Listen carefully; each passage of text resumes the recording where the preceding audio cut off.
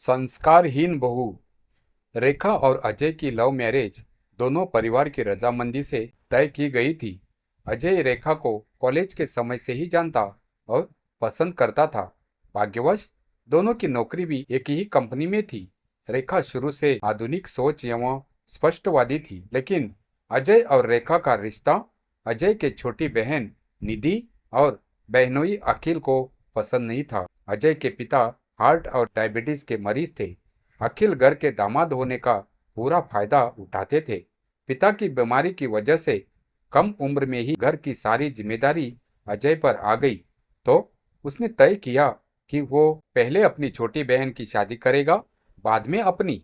अखिल शुरू से इस शादी के खिलाफ थे, क्योंकि वो अपनी किसी नजदीकी रिश्तेदार की लड़की से अजय की शादी कराकर अजय पर एहसान और घर में अपनी पकड़ मजबूत करना चाहते थे। लेकिन अजय के आगे उनकी एक भी ना चली, क्योंकि अजय ने साफ साफ लफ्जों में कह दिया था कि वो जब भी शादी करेगा रेखा से ही करेगा। अजय की माँ गीता जी अपने एकलौते बेटे को खोना और उसकी नजरों से बुरी माँ नहीं बनना चाहती थी, सो उन्होंने भी विद्रोह नहीं किया और शादी के लिए राजी हो गई। लेकिन इस सब में वो अपनी बेटी निधि और दामाद पर आंख बंद करके भरोसा करती थी। जो बात बेटी दामाद ने कही वो पत्थर की लकीर हो जाती थी उनके लिए। वो वही काम करती या करना पसंद करती जो उनके दामाद को पसंद थी, और अगर किसी ने कुछ कहा नहीं कि रोना धोना शुरू हो जाता था। शादी की शुरुआत से ही अखिल और निधि का रवैया रेखा और उसके छोटे भाई को पसंद नहीं था। अखिल और निधि हमेशा रेखा के पिताजी अमित पांडे से उनका नाम लेकर बात करते, औपचारिकता बस भूलकर भी कभी नमस्ते या प्रणाम नहीं करते, और बात बात में उनको नीचा दिखाने की कोशिश करते, कभी पैसों को लेकर, कभी रुतबे को लेकर, तो कभी व्यवस्था के नाम पर। एक दिन रेखा ने ये बात अपनी माँ से भी कही, पर उन्होंने ये कहते हुए बात टाल दिया कि हमें क्या करना, ये तो उन लोगों को सोचना चाहिए। लेकिन माँ, मुझे अच्छा नहीं लगता जिस तरीके से वो लोग पापा से बात करते हैं। वो लोग पापा से उम्र में छोटे हैं और बात तो ऐसे करते हैं जैसे वो पापा से कितने बड़े या उनके हम उम्र के, और बेमतलब का अकड़ में बात करते हैं। मुझे तो लगता है उनको तमीज ही नहीं सिखाई गई। मैं सोच रही हूँ अजय से इस बारे में बात करूं। रेखा ने कहा, कान खोलकर मेरी बात सुनना। किसको तमीज है किसको नहीं है ये मुझे सोचने की जरूरत नहीं। वैसे भी लड़की वालों को थोड़ा बहुत तो सुनना पड़ता है। वैसे अजय तुम्हारी पसंद है तो शादी तय होने के पहले ही अखिल और निधि को तुम परख ली होती। एक बात मेरी याद रखना, परिवार के खिलाफ जाकर तुम्हारी पसंद के लिए तुम्हारे पापा ने हामी भरी है, तो अब कुछ भी ऐसा मत करना जिसकी वजह से हमें सबके सामने शर्मिंदा होना पड़े। और वो लड़के वाले हैं तो अकड़ तो रहेगी, लेकिन तुम एकदम चुप रहेगी, समझी मेरी बात। मैं बेकार में कोई तमाशा नहीं चाहती जिससे कल को समाज में जग हंसाई हो हमारी। रेखा की माँ ने गुस्से से कहा। एंगेजमेंट के दिन सभी बड़े सम्मान से एक दूसरे से मिले। पूरा समारोह अच्छे से हुआ। जैसे ही रेखा के पापा कुर्सी पर बैठे अजय के पिता के पांव छूने गए, उन्होंने खड़े होकर हाथ पकड़ लिया और बोला, अरे समधी जी, ये क्या कर रहे हैं? हम तो बराबरी के रिश्तेदार हैं, गले मिलिए एक परिवार की तरह। रेखा ससुर जी के बातें सुन के बहुत खुश हुई कि वो पुराने ख्याल के नहीं कि तभी वहां निधि और अखिल भी आ गए। रेखा के पापा ने बोला, आइए अखिल जी, कुछ कमी तो नहीं रह गई ना? मैंने सब कुछ आपके कहे मुताबिक किया था। तो उन्होंने कहा, अब क्या बोले पांडे जी, ठीक ही है। व्यवस्था तो आपने देखी ही नहीं। हमारे घर की शादियां देखते तो आपको पता चलता कि व्यवस्था किसको कहते हैं। खैर, फिर भी कुल मिलाकर आपने अच्छी व्यवस्था करने की कोशिश की, तो घर के लोग हैं तो चल गया, लेकिन बारात के लिए तो अपनी कमर कस लीजिएगा। ऐसा ना हो कि अभी तो ठीक ठीक जैसे तैसे हो गया, लेकिन शादी वाले दिन हम लोग शर्मिंदा हो। ये सुनकर रेखा और उसके भाई को बहुत गुस्सा आया। अपने पिता का इस तरह अपमानित होना रेखा को बहुत दुखी कर रहा था। उसकी आंखों से आंसू आने लगे। वो चाहकर भी कुछ बोल या कर नहीं पा रही थी, क्योंकि उसकी माँ ने इसका हाथ पकड़ रखा था और माँ की आंखों ने रेखा के मुंह पे उंगली चाहकर भी अपने पिता के अपमान को नहीं रोक पा रही थी। अपने पिता के साथ हुए इस व्यवहार को वो बर्दाश्त नहीं कर पा रही थी। घर आने पे रेखा की माँ ने रेखा और उसके भाई को कस के डांटा। क्या करने जा रहे थे तुम दोनों? और रेखा, तू तो बड़ी है, तुझे कहा था ना मैंने, हर बेटी के बाप को सुनना होता है। और कौन सा समधी जी ने कुछ कहा और रिश्तेदार की बात क्या लेना, वो तो कुछ भी बोलते हैं। लेकिन माँ, आपने देखा नहीं उन्होंने कैसे बात की पापा से? रेखा के भाई ने कहा। लेकिन बेकिन कुछ नहीं, तुम दोनों आगे से मुंह बंद रखना बस। रेखा की माँ ने कहा। शादी के दिन सभी व्यवस्था की तारीफ कर रहे थे, तभी अचानक अजय के जीजाजी शोर मचाने लगे। ये कैसी व्यवस्था है? छोटे बच्चों का स्टॉल कहाँ है? और मेरे बेटे के दूध की भी व्यवस्था नहीं है। 2 महीने का बच्चा क्या स्टॉल पर जाकर खाना खाएगा? रेखा के पिताजी ने हाथ जोड़ लिए और बात संभालते हुए कहा, आप चिंता मत कीजिए, मैं अभी करता हूँ। मुझे नहीं पता था कि इतने छोटे बच्चे भी आएंगे। जैसे तैसे बात संभाली गई। शादी संपन्न हुई और विदाई का वक्त आया। सभी छोटे बड़ों का पूरे पैर छू रहे थे। फिर अखिल जी ने चिल्लाना शुरू कर दिया, बंद कीजिए यह सब तमाशा और जल्दी विदाई कीजिए।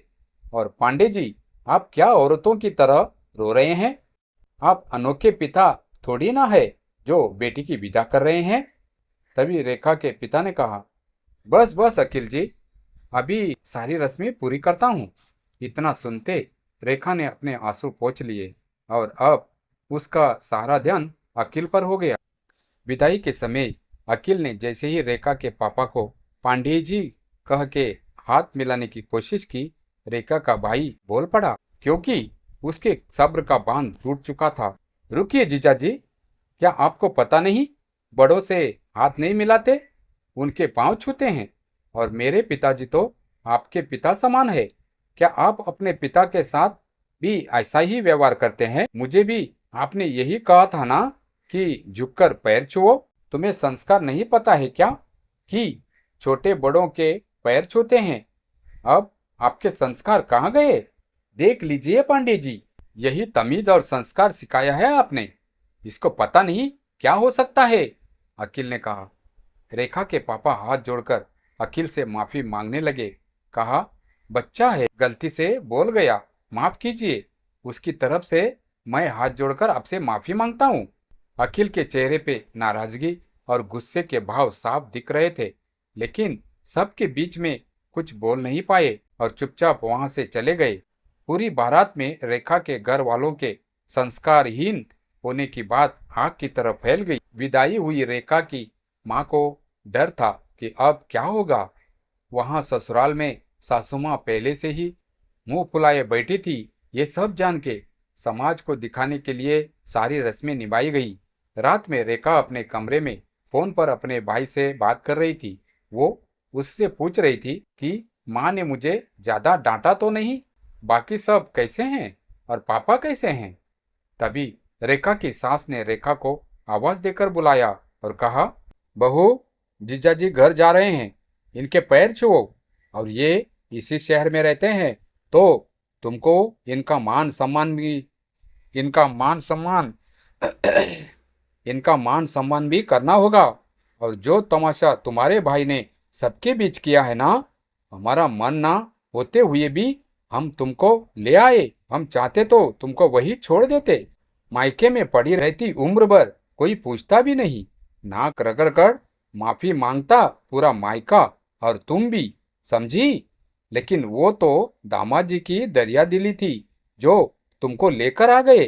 तुम्हारी माँ ने तो तुम्हें तमीज और संस्कार नहीं सिखाया, इसीलिए मैं सिखा रही हूँ। मेरे बेटी दामाद का अपमान मैं कभी बर्दाश्त नहीं करूंगी।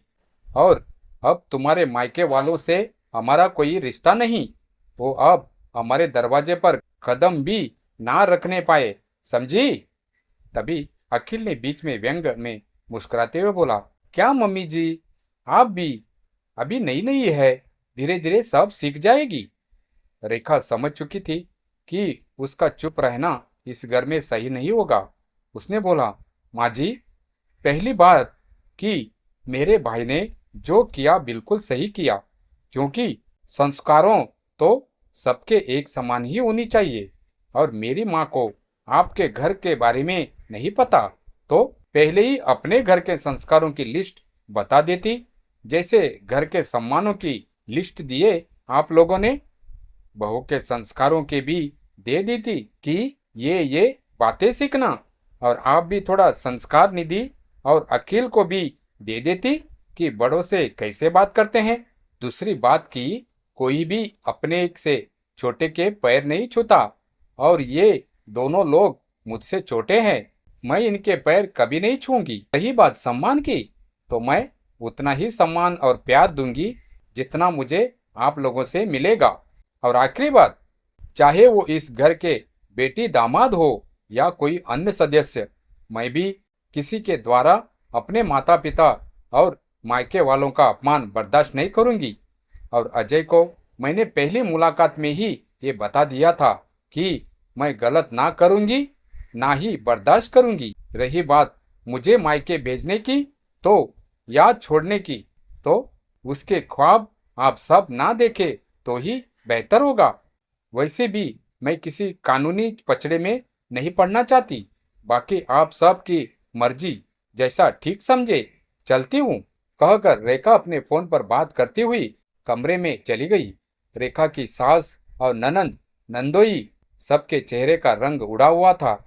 उसको उनको समझ नहीं आ रहा था कि किसको क्या बोले, क्योंकि अजय को पहले से ही अपने जीजा का व्यवहार नहीं पसंद था, तो उसने चुप रहना ही बेहतर समझा। और रेखा को आज भी सब संस्कारहीन और तेज बहू कहते हैं।